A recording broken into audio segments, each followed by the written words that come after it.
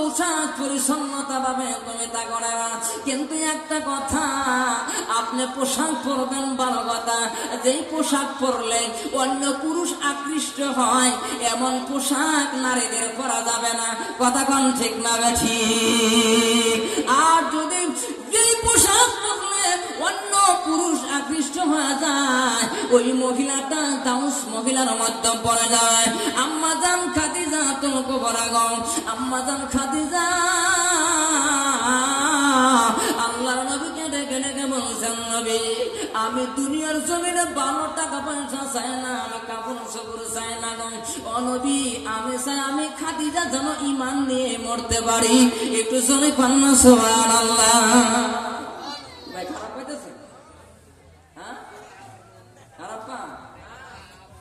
আরে খারাপ পাওয়ারই তো ডিজিটাল কায়দা শুরু করে দিলে ভাই, তাহলে যুবকের ভালো। কথা বল ঠিক না? হ্যাঁ ওটাও আমরা জানি, ডিজিটাল শুরু করে দিতে হবে, তাহলে যুবক থাকবে। নাহলে বর্তমান মাহফিলে যুবককে ধরে রাখা খুব কঠিন। কথা বল ঠিক কিনা? যুবক থাকতেছে না, যুবক খালি চায় রং তামসা আর চই চই তেলাং তেলাং। কথা কান ঠিক না? ঠিক তেলাং তেলাং বুঝে উরে বাবারে বাবা। পর্দার আলের মা ও যুবক, আজকে গোটা গুকসারাঙ্গার এলাকার ভিতরে বলে যে আল্লাহ তা'বুদু ইল্লা ইয়্যাহু ওয়া বিল ওয়ালিদাইনি ইহসানা। যুবক ভাইরা, আমি রফিকুল ইসলাম, আমি রফিকুল ইসলাম দুইটা হাত বাড়ায় দিয়ে দাদা বলে, যুবক বড় হয়ে যাও, নামাজিওয়ালা হয়ে যাও, আদর্শওয়ালা হয়ে যাও, মা বাবাকে সম্মান করো, মা বাবাকে জ্ঞাপন করো, মা বাবার প্রতি ভক্তি শ্রদ্ধাওয়ালা হয়ে যাও। অনেক যুবক আছে তার মাকে ভালোবাসে না, বাবাকে ভালোবাসে না, কারণ গতকালকে এ যুবক মা বাবার অবাধ্য সন্তান রাস্তায় পড়ে মারা যায়। ঈদের দিন থেকে নিয়ে আজকের 4 তারিখ পর্যন্ত এমন একটা দিন নাই যুবকের লাশ ট্রাকের তলে নাই, এমন একটা দিন নাই যুবকের লাশ বাসের তলে নাই, যুবকের লাশ ডাম্পারের তলে নাই, যুবকের লাশ নর্দমায় নাই, এমন একটা দিন যাইতেছে না রে যুবক। সেই জন্য বলছি আমি রফিকুল ইসলাম আমার তরফ থেকে 2টা পা জড়ায় ধরে বলে যাই রে গোকসারাঙ্গার যুবক ভাইয়ারা, আজকের থেকে নিয়ত করে নাও জীবনে কোনোদিন মা বাবার অবাধ্য হবেন না, জীবনে কোনোদিন মা বাবাকে গালিগালাজ করবেন না। তার কারণে আমার দুঃখিনী মা আল্লাহ নবীর সাহাবা মায়ের পাগল, এমন সাহাবা কোথায় পাওয়া যায়? একদিন কাবা শরীফের চতুর্পাশ দিয়া আল্লাহ নবীর সাহাবা তার মাকে কান্দে উঠাইয়া তোয়াফ করতেছেন এবং চতুর্দিকে তোয়াফ করতেছেন। হঠাৎ করে আবু বকরের সঙ্গে দেখা হয়ে গেল। আবু বকর বলে, রে এইজন তোমার কি ঘর, তোমার কি ঘর? ওই যুবক বলছে আমার মা। বলে আপনার মা হয়? কত বছর ধরে আপনার মাকে এরকম করে তোয়াফ করেন? বলে আমি আমার মাকে কান্দে করে তোয়াফ করে 40 বছর হয়ে গেল। ও ভাই, আমার আল্লাহ নি আমাকে মাফ করে দেয়, আমার মা নি মাফ করে। আল্লাহ নবীর কাছে খবরটা গেলেন, আল্লাহ নবী বললেন সাহাবারা শুনে নাও, তোমার মাকে কিয়ামত পর্যন্ত যদি তোমার মাকে কান্দে করে দিয়ে যদি কাবা ঘর কারণে তামাম পৃথিবী যদি ঘুরে বেড়াও, তোমার মায়ের যে 32 তারের দুধ পান করেছো, একটা দুধের ধারার 1 ফোঁটা দুধের দাবি শোধ করতে পারবে না। একটু জোরে করেন না সুবহানাল্লাহ। আমার মা বলে বালা করে বোঝার চেষ্টা করবেন।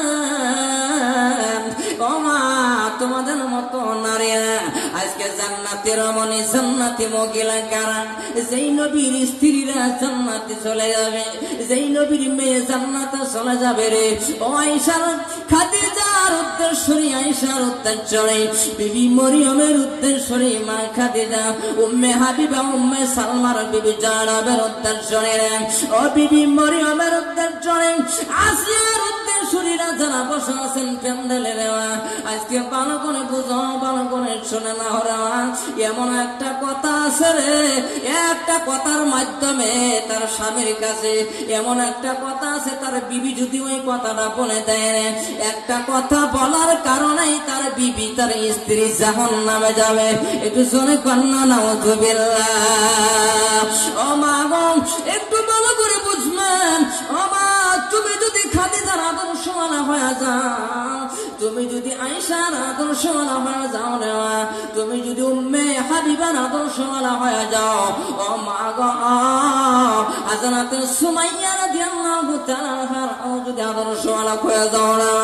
দেখবেন আপনার পুরা সংসারের মধ্যে পুরা পরিবারের মধ্যে আমার আল্লাহ রহমত বর্ষিত করে দেবেন আমার আল্লাহ বরকত নাজিল করবেন খার বরকত নাজিল করে দিবে একটু শুনে কন্যা সুবহানাল্লাহ বলতেছিলাম আমার আল্লাহ বললেন আল্লাহ তা'বুদু ইল্লা ইয়্যাহু ওয়া বিল ওয়ালিদাইনি ইহসানা আল্লাহ বলেন হে যুবক তোমার মা বাবার সঙ্গে কায়দা কৌশল ভাবে কথা বলো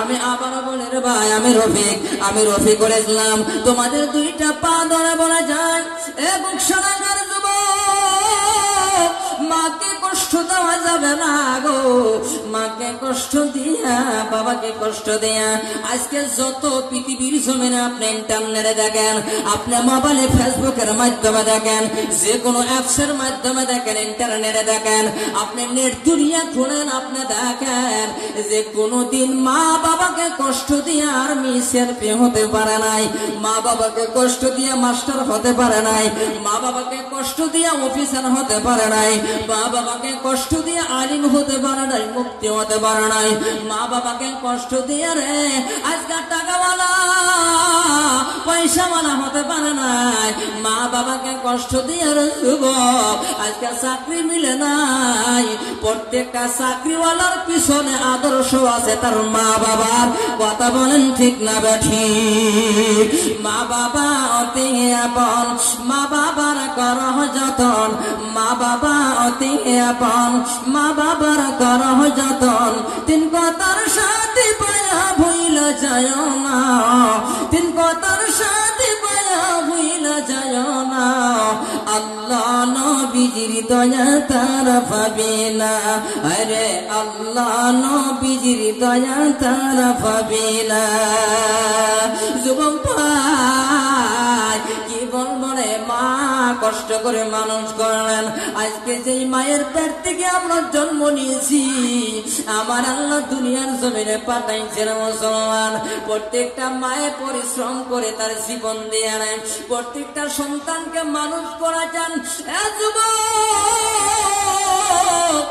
আপনার জবান থেকে যদি আপনার মাকে কলিজা থেকে অন্তর থেকে আপনার সকালবেলা নবীজি বলা যান কোন যুবক ঘুম থেকে উঠে নিম থেকে উঠে সকাল সকাল যদি ওই ঘরের মধ্যে বসিয়া তার মা বাবার চেহারার দিকে লক্ষ্য করে তাকাইবে রে আল্লাহর নবী বলেন একবার তাকাইবে একটা নফল হজের সওয়াব তার আমলনামায় লেখা হবে একটু জোরে কন্যা সুবহানাল্লাহ দুইবার তাকাইলে দুইটা নফল হজের সওয়াব একজন সাহাবা জিজ্ঞেস করলেন নবী গো যদি আমি বারবার তাকাই আল্লাহর নবী বললেন যতবার তাকাইবে ততবার হজের সওয়াব তোমার আমলনামায় লেখা হয় তার কারণ আমার আল্লাহ তো মা বাবার সম্বন্ধে সাত করে দিলেন এজন্য ভাই কোনদিন আজকে দেখেন আপনি নিন থেকে উঠে ঘুম থেকে উঠিয়ে কোন যুবক কোনদিন তো আল্লাহ নবীর সাহাবার মতো মা বাবাকে সম্মুখে বসায়া এবং সারাঙ্গাবাসী এলাকাবাসীর যুবক রে আজকে মা বাবাকে সম্মুখে বসায়া কোনদিন মহব্বতের নজরে আপনার মায়ের প্রতি তাকাইলেন না, বাবার প্রতি তাকাইলেন না। যদি মহব্বতের নজরে তাকাইতেন যুবক, দেখতে সমাজের মধ্যে এমন যুবক আর থাকতো না, ওই সমাজটা এমনি ভালো হয়ে যাইত। এ যুবক ভাই, মা বাবাকে কষ্ট দেওয়া যাবে না রে। মাকে কষ্ট দেওয়ার ফলে রে জীবনে সুখ হবে না। মাকে কষ্ট দিলে জীবনের সুখ হবে না, বাবাকে কষ্ট দিলে জীবনের সুখ হবে না রে। আজকে যারা এমন যুবক মানুষ, এমন মুরব্বী আছে রে, মা হারায় গেছে, বাবা হারায় গেছে রে, এমন মা বোনেরা পর্দার আলা আছে রে, মা নাই বাবা নাই, আজকে চোখের পানি ফালাইয়া প্যান্ডেলে বসে বসে কান্না করে। এ যুবক বাইরা রে, আমি রফিকুল ইসলাম, আমি আবারও আপনাদের দুইটা হাতে ভয়ে ধরে বলে নাই, আপনার জীবনের মধ্যে 3টা কাম যদি আপনার জীবনে থাকে, 1 নাম্বার আপনি নামাজ নষ্ট করবেন না, 2 নাম্বারের যুবক এ মা, 2 নাম্বারে আল্লাহর কোরআন যতটুকু আপনি শিখছেন ততটুকুর প্রতি আপনি আমল করবেন। 3 নাম্বারে আপনার মা বাবাকে জীবনেও বলে যাবেন না। 3টা আমল যদি আপনার জীবনের মধ্যে ঠিক থাকে রে, ওই যুবক যুবতী দুনিয়ায় শান্তি পাবে, আখিরাতেও শান্তি পাবে। জোরে কন্না সুবহানাল্লাহ। কিন্তু বর্তমান তো কোনদিন কোন যুবক আপনার মা বাবাকে সম্মুখে বসাইয়া, এমন যুবক আছে যে মা বাবাকে সম্মুখে বসাইয়া আপনার মহব্বতের নজরে তাকাইছেন, এমন যুবক আছে? কথা বলেন আছে কি না? নীল থেকে উঠে তো যুবক তো বউয়ের পাগল, কথাক্ষণ ঠিক না? যুবক হলো বউয়ের পাগল, মায়ের পাগল নয়। মা বউ যতদিন আসে নাই মায়ের পাগল ছিল, কিন্তু বউ বাড়িতে আসে মার কথা ভুলে গেছে, এমন যুবক আছে না নাই? কথা কন্যা আছে না নাই? যুবক বাইরে শোনেন, আবার অনুরোধ করে বলে আমি রফিকুল ইসলাম হাতে ধরে বলে যায়, বউয়ের কথা শুনে কোনদিন তা আপনার মায়ের সম্মুখে দাঁড়াইয়া গরম হয়ে কথা বলবেন না, আমার আল্লাহ নিষেধ করে দিলেন। আল্লাহ নবী নিষেধ করেছেন যে স্ত্রীর কথা শুনিয়া যদি কোন তার স্বামী, স্ত্রীর কথা শুনিয়া স্বামী যদি তার মা বাবার সঙ্গে কর্কশ মেশায় কথা বলে এবং কি গরম নজরে তাকায় এবং গরম মেজাজে কথা বলে, একবার করে তাকাইবে 40 দিনের ইবাদত যুবকের কাটা যাবে। এ যুবক বন্ধুরা, সেই জন্য বলি মা, আজকে যারা স্বামীর বাড়িতে মা বাবাকে ছাড়িয়া, আজকে কত মা মা বাবাকে ছাড়িয়া স্বামীর বাড়িতে আছেন, দেখেন আপনাকে মানুষ করেছেন 20 বছর পর্যন্ত, 20 বছর 22 বছর পর্যন্ত আপনার মা বাবা জীবনের পরিশ্রম দিয়ে আপনাকে মানুষ করেছিলেন। আপনাকে মানুষ করার পরে অন্যের বাড়িতে আপনার আসছেন, কিন্তু আপনার মা বাবা না দেখভাল করার মতো নাই। আপনাকে দেখাশোনার দায়িত্ব আপনার স্বামীর। আর আপনি স্বামীর বাড়িতে আসিয়া যদি মা আপনার শ্বশুর শাশুড়ির সঙ্গে যদি ঝগড়াঝাটি করে দেন, আপনার শ্বশুর শাশুড়ির প্রতি যদি অমঙ্গল করে দেন, আপনার জীবনে কপাল ভালো হবে না, আপনার আমল ভালো হবে না, কবর সুখের হবে না। ও মা গো, আপনার মা বাবা যেমন পরিশ্রম করে আপনাকে মানুষ করেছেন, আপনার স্বামী এমন একজন স্বামী আপনি পাইছেন, আপনার শাশুড়ি মা 22 বছর 30 বছর পর্যন্ত এ মা আপনার শাশুড়ি আম্মা আপনার স্বামীকে মানুষ করেছে, মা মানুষ করে যারা ওই আপনার এত দামি স্বামী পাওয়ার পরে ও মা কেমনে তোমার শাশুড়িকে জ্বালাও, কেমনে তোমার শাশুড়িকে দেখতে পারো না, কেমনে তোমার শাশুড়িকে গালাগালি করো, কেন তুমি তোমার সংসারে রাখতে চাও না রে মা, কেন তোমার ঘরে খাইতে দাও না রে মা। ও মা, এই হিসাবটা একদিন কালকে আমাদের কঠিন ময়দানে দেওয়া লাগবে রে। আল্লাহর নবী বলেছেন এমন ভালোবাসা যার ঘরের মধ্যে নাই। আল্লাহর নবী বলেন আমি নবী আর আয়েশা যে এটা মহব্বত ভালোবাসা, আমাদের মতো মহব্বত ভালোবাসা যাদের ঘরের মধ্যে নাই, তাদের ঘরে ইসলাম নাই, তাদের ঘরে ইসলাম নাই, ইহুদিদের মতো হয়ে গেছে। কথা কোন ঠিক না বেঠি?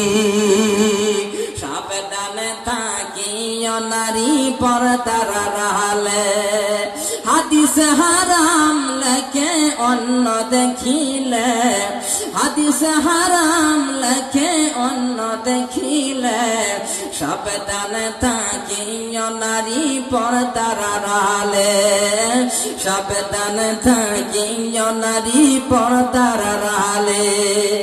আমার মনে হয় খারাপ পাইতেছেন, কথা বলেন, খারাপ পাইতেছেন না? খারাপ পাইতেছেন, তাহলে কথা বলেন না। আমি যে কথাগুলো বললাম বর্তমান সমাজের মধ্যে এগুলো চালু আছে না নাই? কতক্ষণ চালু আছে না নাই?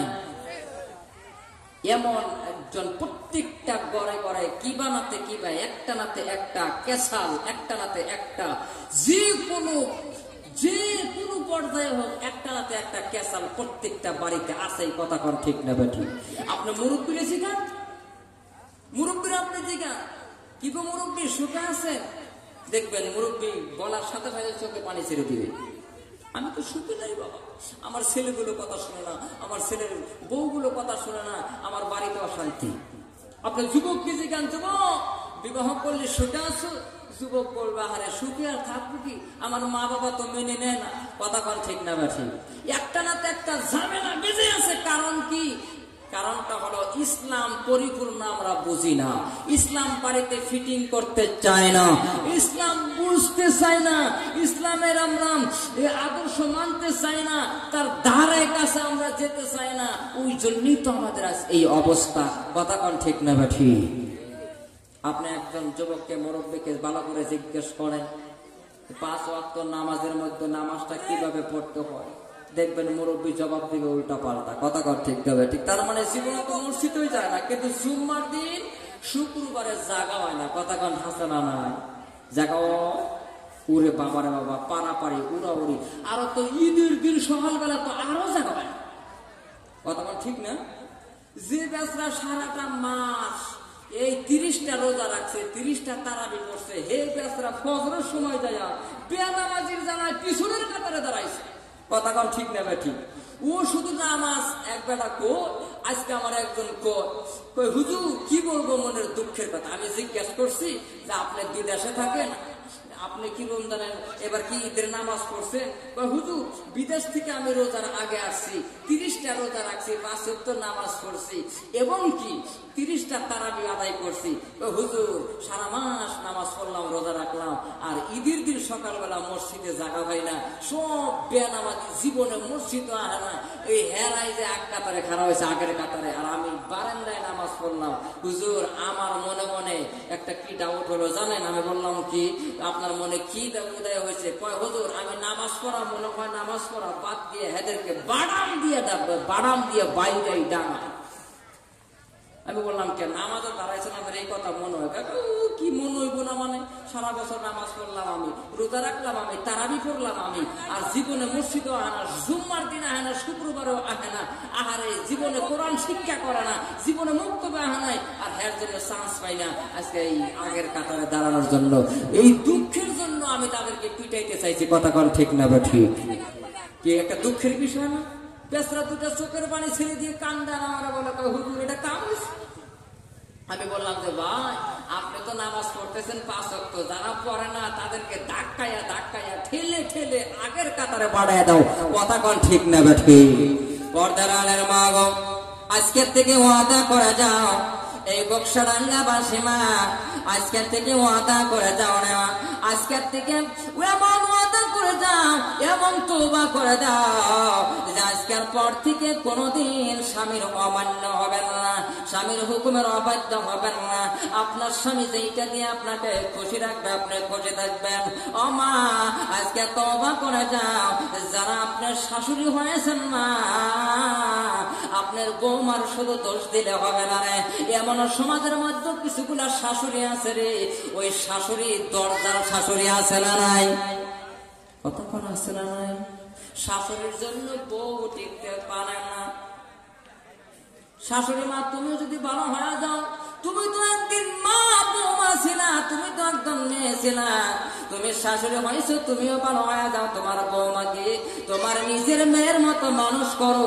তোমার নিজের মেয়ের মতো যদি তুমি দেখতে চাও, যদি দেখতে পারো না মা, ওই সংসারটার মধ্যে আল্লাহর নবী বলেছেন যে ওই সংসারের মধ্যে কাজে কামের মধ্যে আমার আল্লাহ রহমত বর্ষিত করে দেয় এবং বরকত রহমত বর্ষিত করে, আল্লাহর রহমত বরকত বর্ষিত করে দেয়। একটু জোরে কন্যা সুবহানাল্লাহ। লা ইলাহা ইল্লাল্লাহ, জোরে লা ইলাহা, লা ইলাহা ইল্লাল্লাহ, লা ইলাহা ইল্লাল্লাহ, লা ইলাহা ইল্লাল্লাহ, মুহাম্মাদুর রাসূলুল্লাহ সাল্লাল্লাহু আলাইহি ওয়াসাল্লাম।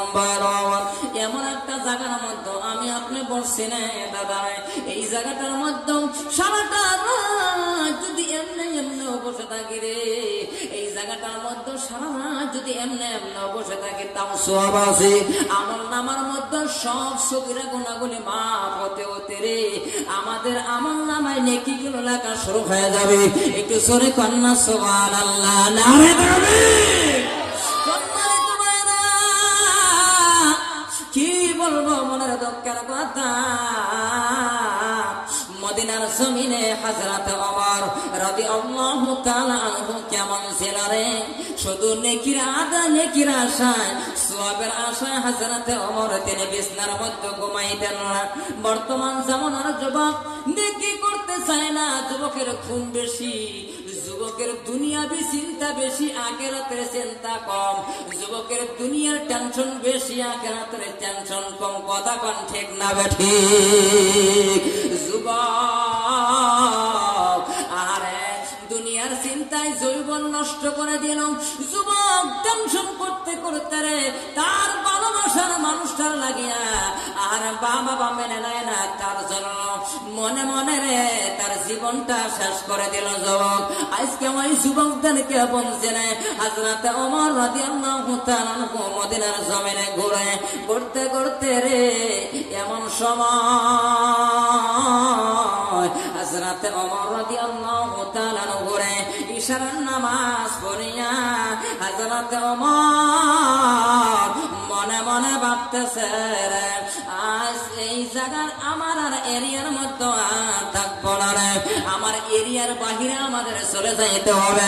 হাঁটতে হাঁটতে হযরত ওমর হাঁটতে হাঁটতে গো মদিনার মরুভূমি বালুর সন, ওই ওমর হাঁটতে হাঁটতে বালুর সনের মধ্যে ঢুকে পড়লেন।